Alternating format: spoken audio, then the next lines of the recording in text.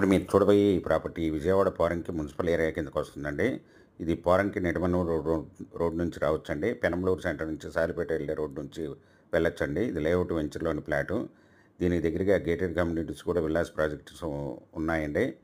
ఇవి వచ్చి west face 233 గజాలు, ఎదురుగా 33 అడుగుల రోడ్ అండి. ఇది రోడ్ ఫేస్ వచ్చి 35 అండి, లోతు వచ్చి 60. దీని బ్యాక్ సైడ్ బిల్డింగ్ కూడా కన్స్ట్రక్షన్ చేస్తున్నారండి. ఇది రెడీ టు కన్స్ట్రక్షన్ చేసుకోవచ్చు. ఇది 1 స్క్వేర్ యార్డ్ ఓనర్ గారు 25,000 రూపాయలు చెప్తున్నారండి, నెగోషియబుల్.